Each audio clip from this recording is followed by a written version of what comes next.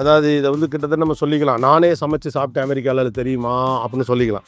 கிட்டத்தட்ட அப்படி தான். ஏன்னா அங்கே கிண்டுறது ஆப்பர்ச்சுனிட்டி நம்ம கொடுத்தா நம்ம கிண்டத்தான் போகிறோம், பெரிய வேலையாக என்ன. இப்போ எல்லாத்தையும் இதை நம்ம மிக்ஸ் பண்ணிக்க போகிறோம். நம்ம எடுத்த ஐட்டம்லாம் உங்களுக்குலாம் ஞாபகம் இருக்கா? தொடக்கறி கோழியில், நெஞ்சுக்கறி கோழியில், நிறைய இறால், அது என்னன்னே தெரியாமல் என்னென்னு கேட்டு கண்டுபிடிக்கப்பட்ட நண்டு. அதற்கு பிறகு நம்ம எடுத்து போட்ட கார்லிக் சாஸு, டெரியாக்கி சாஸு, அப்புறம் ஸ்டிர் பண்ணுறதுக்கு ஆனது, அப்புறம் கணவாயில் ஒரே ஒரு பீஸு. இது அவ்வளோ ஐட்டம் இதில் கிடக்கு. இது என்னன்னு இப்போ தெரியல, ஏன்னா இது சமைச்சாச்சு. கேமராமேனுக்கு கொள்ள ஆசை, இப்போ சுடணும், இவன் கத்தணும் அப்படின்னு நினைக்கிறாரு.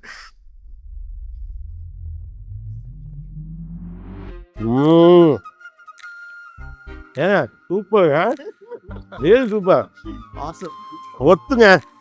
இப்போ நமக்கு சமைக்க தெரிஞ்சிச்சு அர்த்தம்.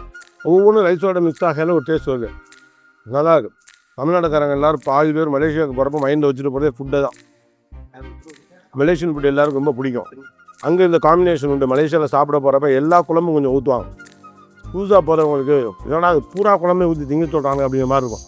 ஃபஸ்ட்டு எனக்கு கூட அப்படி இருந்தது. ஆனால் அந்த காம்பினேஷன் இருக்குல்ல, கறி குழம்பு, கோழி குழம்பு, மீன் குழம்பு, நண்டு குழம்பு, அப்புறம் கொஞ்சம் பருப்பு மாதிரி இருக்கும் அந்த ஐட்டம், இது எல்லாத்தையும் கொஞ்சம் அப்படி எடுத்து கூடுவாங்க. அந்த அழகே அழகாக இருக்கும்.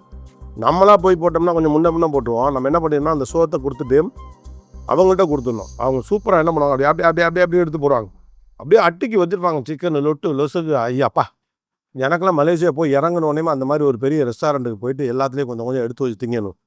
சாப்பிட்றதுக்கே போகலான்னு அந்த ஊருக்குன்னு நிறைய பேர் சொல்லுவாங்க. ஸோ அந்த ஊருக்காரர் தான் இப்போ நம்ம செஃப்பாக அலோகேட் பண்ணியிருக்கோம். அவருக்கே தெரியாது அவர் தான் செஃப்னு, நம்ம அலோகேட் பண்ணியிருக்கோம். ஸோ இந்த மிக்சிங்கை இது பண்ணுறப்ப எனக்கு அந்த ஞாபகம் வந்தது. இவங்க எல்லா மாமிசத்தையும் ஒன்றா சேர்த்து செய்கிறாங்க. அங்கே எல்லா மாமிச குழம்பையும் நம்ம ஒன்றா சேர்த்து அங்கே சாப்பிடுவோம். ஸோ இது ஏதோ ஒரு வகையில் நம்மக்கிட்டே இந்த கல்ச்சர் இருக்குது.